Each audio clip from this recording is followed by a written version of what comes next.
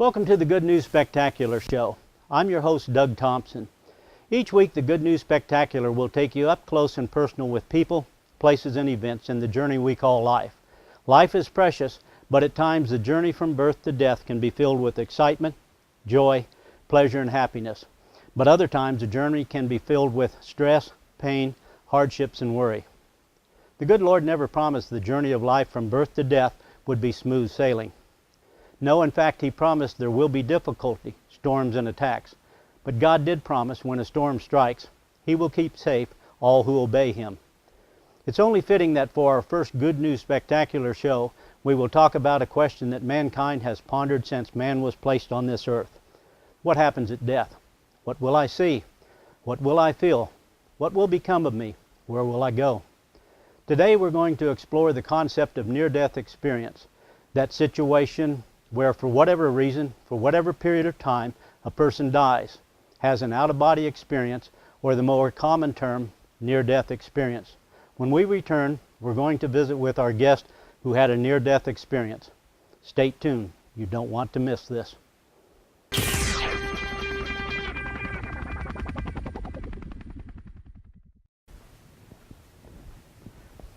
Welcome back to the Good News Spectacular. I'm Doug Thompson with co-host Roger Thompson. Roger, you've been co-host with me. Of course, you're my brother and you're my friend. And you've been with me for shows. We've done the Grassroots Racing Show, Hey Whatever Happened To, Hillbilly Hotspot, and you helped me with Can We Talk, and we've probably done some other things that don't immediately come to mind right now. But we're shooting this segment at the Kansas Auto Racing Museum. Not only is Roger co-host today, but he's also my guest because the near-death experience is one that happened within our family to my brother Roger. And Roger, we're over by Sprint Car today because the near-death experience happened as a result of a what was then called super modified accident. Now this isn't the car that you were driving at the time with the when the near-death experience happened, but this is probably 2 or 3 generations later of that super modified. Would I be right? Yeah, I think you're right. The super modifieds they evolved from the jalopies that we raced in the 50s and 60s, and as they evolved they became a little more sophisticated, and different engines, hand-built frames, those kinds of things. The main difference between the sprint car and the super modifieds of the 60s and 70s is obviously the wheelbase. They were 100-inch, these are 86. These cars are narrower, have wings, they're lighter, bigger engines. In those days we still had the wide tires, the Jalonis, and we had 324 cubic inch for the longest time. That's Chevrolet overhead valves, 305 is what most of the guys ran. Some guys ran the Fords, 302, and Boss Fords, that kind of thing. But the horsepower to weight ratio was tremendous. They were very fast cars. Yes. And you just didn't, you hadn't been racing for just a couple of weeks before this happened. You started racing when? Started in the open wheel cars with the jalopies in '61, summer of '61. Then I started racing for Shippert in '66 with a Walt McWhorter built 32 Ford Victoria. Very nice cars. Walt did a great job of those things. And that was the beginning really of the super modifieds, the hand-built stuff, the good guy cars. Yeah. And before that, of course, you had started racing back when we were in high school. You were junior? Yeah, raced an old Buick. Junior in high school, you were racing a Buick up at the J Hill Plaza Speedway up at by Junction City, and so you'd started racing the stock cars.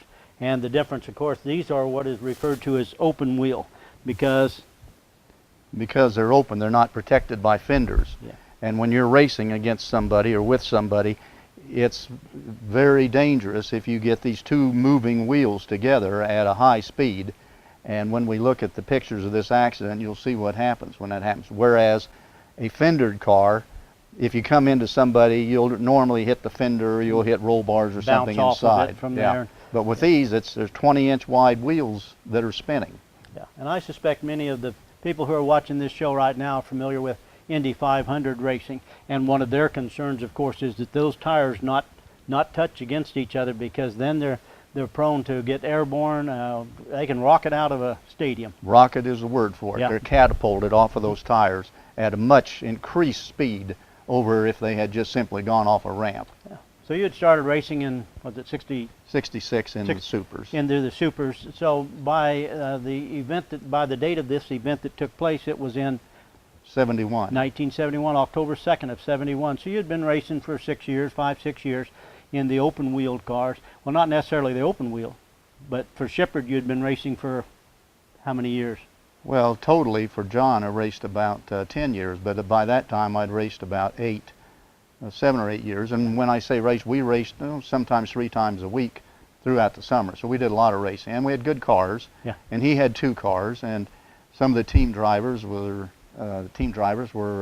Harold Leap did for a while, and Grady Wade, and started out with Forrest Coleman and Ron Fowler. A lot of guys moved in and out of that first 4 car. That was the Edmonds, very good car. And in those days, in that super modified series, the better drivers would drive for somebody that was a well-funded team, and the team you drove for, John and Beulah Shepherd, they were out of Junction City. Mm-hmm. And so not only were they friends of yours, but John and Beulah had seen you race in a same class of cars against them, and they were impressed with what you did with the equipment you had to work with. And so when the opening came available, they came to you and said, Roger, would you be interested in driving for us? Yeah, we started at Osborne, and Walt McWhorter had built Leon Spain a new car, that 32 Ford Victoria I was telling you about. Leon hot-lapped it, and Leon had been a very good driver in the flatheads, and the little cars, and he came over to John. He said, this is too much. These cars are too fast. I'm not going to drive it. We had kind of a generic old car that had been modified from a jalopy, and we'd been competing with those guys, for the couple of years before that. And John came over and asked me if I wanted to drive, and I visited with Wayne Schmideman, who was my partner. We said, sure, we'll go. And we jumped in there, and I think the next race after Osborne was Walkeny, and we outran Davy Ross out there, and Davy had run everything and ended up wrecking. But and the farmers didn't like it, but Davy came in and said, hey, the guy didn't touch me. But we raced side by side on that big old track. But yeah, we had success early on, and it was a good time. Oh, I remember it, the super modified were some of the best racing I'd ever seen. I loved those cars. Time for us to take a little break. We'll be back. Stay tuned.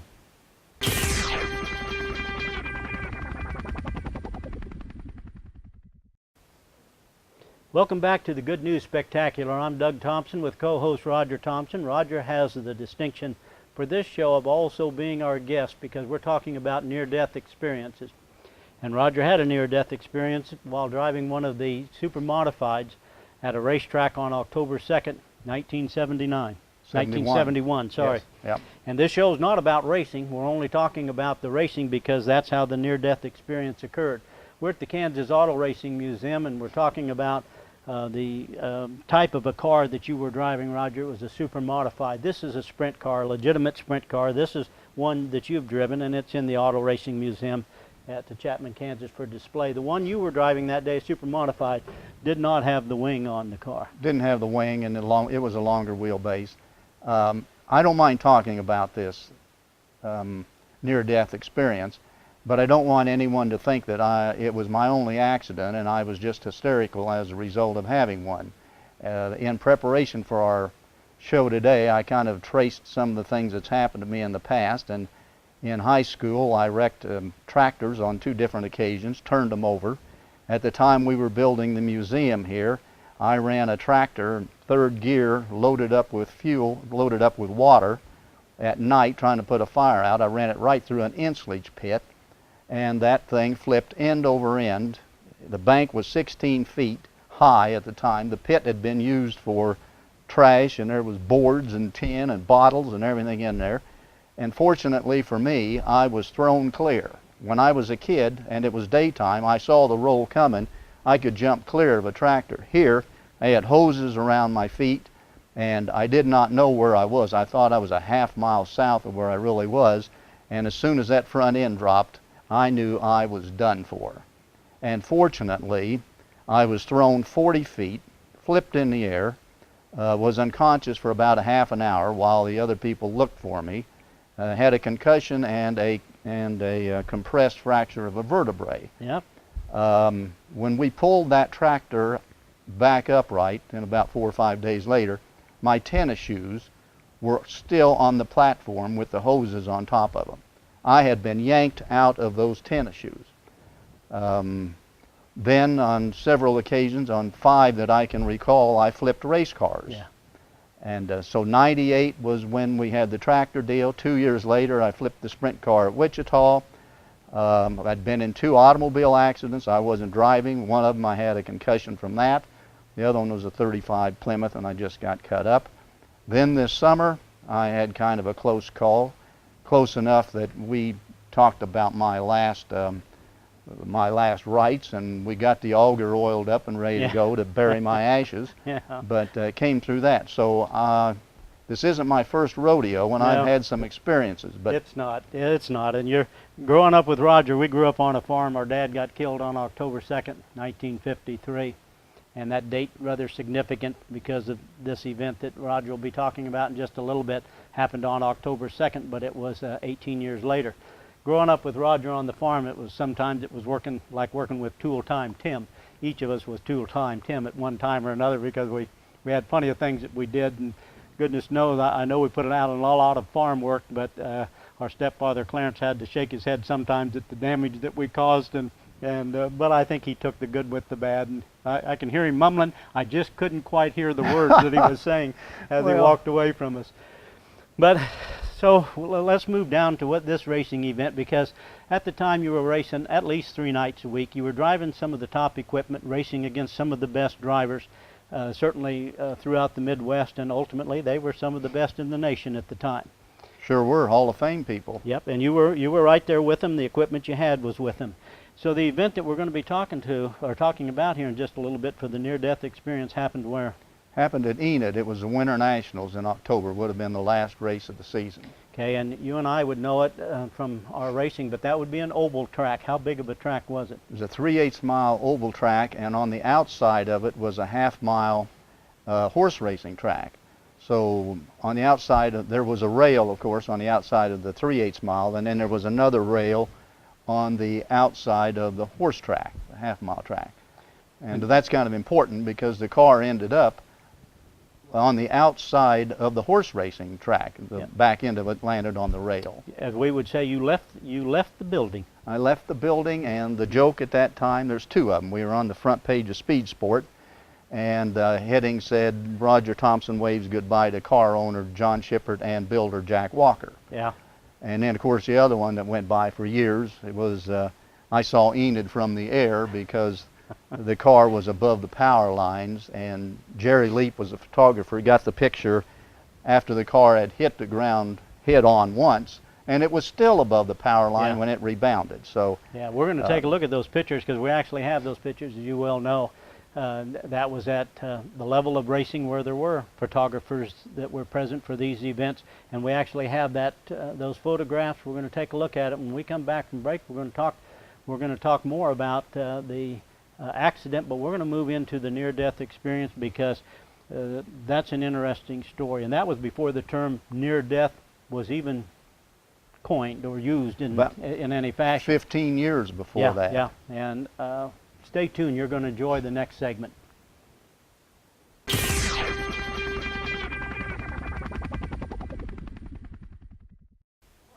Welcome back to the Good News Spectacular. I'm Doug Thompson with co-host Roger Thompson. Roger's also our guest today. If you're just joining us, we're talking about near-death experience. Roger was involved in one. Happened at a racetrack, and we're filming today, of course, at the Kansas Auto Racing Museum. Our studio is actually at the other end of this building, but Roger, this is where the scenes are that we need to take a look at. The car you were driving that day was the 04 car? 04 car right here. Had the chrome exhaust pipes right here. Red car, beautiful car. This was a super modified. You were racing at Enid, Oklahoma, and it was October the 2nd, 1971. It would have been an evening. And no, it was an afternoon. Late afternoon race, okay. As I look at the picture right up here, this is John Shippert. That's a car owner right there, isn't it? Yes. And I'm probably looking at Wayne Smitterman, your pit crew member. This is Jack Walker right next to him. Yep, that's Jack Walker, who maintained the car, built the car.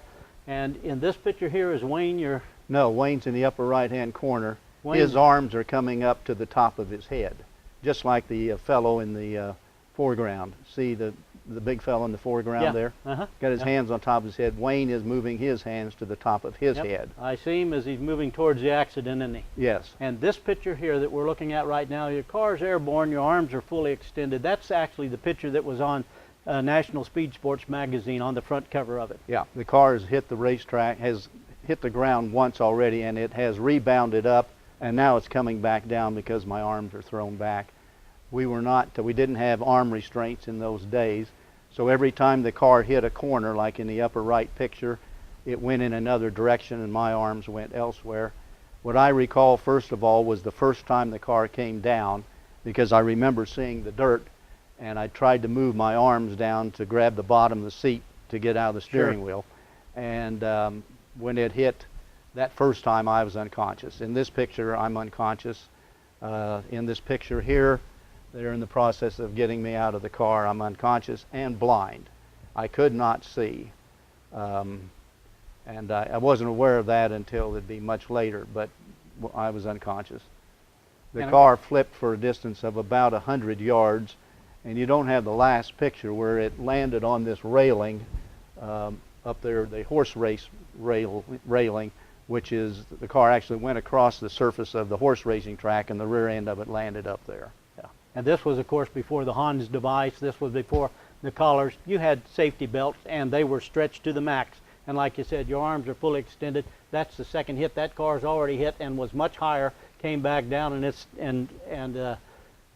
now coming back down again. Car goes out of the facility.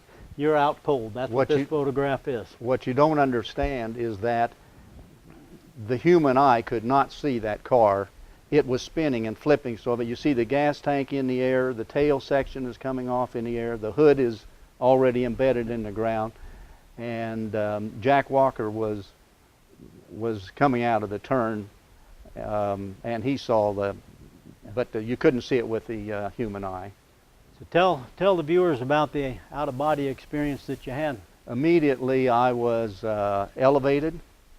I was suspended above everything that was going on. There was a light, like people have talked about since then, but I was part of the light. I was absorbed by it, is the best way I can say it. I didn't see it, I didn't walk into it, I was in the light. And it was the most warm, comfortable feeling I've ever had in my life. I saw everything that was going on at once at this racetrack. Were you at the track? When you were above? Yeah, when you were I was looking at the track. at scenes below? I saw the people in the grandstands. I saw the shock on Beulah and Kaylin Shippard. They were behind the grandstands. My helmet had come off. It hit so hard that the helmet rotated like this and came off at about the last flip. And they thought my head was in it, but it was bad enough. And a lot of things happened to me at that time. Not only was I elevated, and not only could I absorb and see everything that was happening at the same time, I knew the concern that the people had for me, but I wasn't there. And I looked at that myself as being in the third person. You could see this person, I could the see body. that person. And I knew what the importance was that that body had to them. I knew that they were trying to adapt to that. They put me in the ambulance, took me to the hospital. Right before the ambulance took off, the guy I'd raced with for years jumped in the ambulance, and I was still elevated. They'd put the body in oxygen, and he jumped in there and immediately started blaming himself for my racing accident. And that would have been your friend and the crew chief for you, Wayne Schmitterman. Yeah, we'd raced together many times. I hounded him, I hounded my uncle, I hounded my mother, I hounded everybody from the time I was 12 years old to get into a race car. He had nothing to do with it, but he blamed himself. And I learned something about an out-of-body experience. I had a choice. I did not want to leave where I was, but I knew I had a choice, that if I did not come back, his life, although it's just a split second, would be affected forever. So I came back. And when I came back, the misery was there.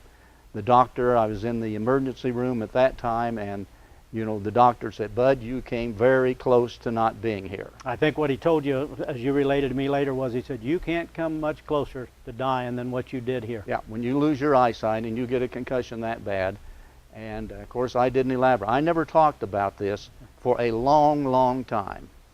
And it wasn't until, of course, I was racing late models somewhere else at the time, but when we next saw each other and when we had a chance to visit, you told me about it. Didn't know the term. You said, I don't know how to describe it. It was I wasn't in my body, and we started talking about it, but I understood it completely from what you said. But the other thing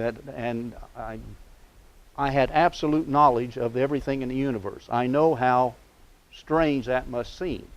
But I was communicating mentally with, I think, God, and all the secrets of the universe, I knew them all, and that's when I came back, that was lost. Many times on the near-death experiences now, and that some of those conversations go on, and next week we're going to have a show. We're going to talk with Don Piper, and who wrote the book 90 Minutes in Heaven, or at least we have some segments from him, and Bill Weiss with the 23 Minutes in Hell, because not everybody has an experience of that bright light, warm, and that glow and everything that happens. And next week when we look deeper into this subject, we're going to have some of those conversations. But you don't have a fear of death anymore. None whatsoever. I went through it in June, and I was totally prepared for it, and could talk about it, and I'm not afraid at all. And of course, it was what a tragedy it would have been for the family had you, of course, died. But then on October 2nd of 71, because our dad died October 2nd of 53. At about the same time. Pretty close to it. And that October 2nd date hasn't been something that our family's ever looked forward to, because we've always proceeded with great caution at that time frame. Right. Well, we're going to talk some more about out-of-body experience, but we're going to be doing it on the next show when we take a look at a follow-up on it. So you've been watching the Good News Spectacular. Thank you so much for watching. Hope you've enjoyed the show. I'm Doug Thompson with co-host, and for this show, our guest, Roger Thompson. Thanks for watching.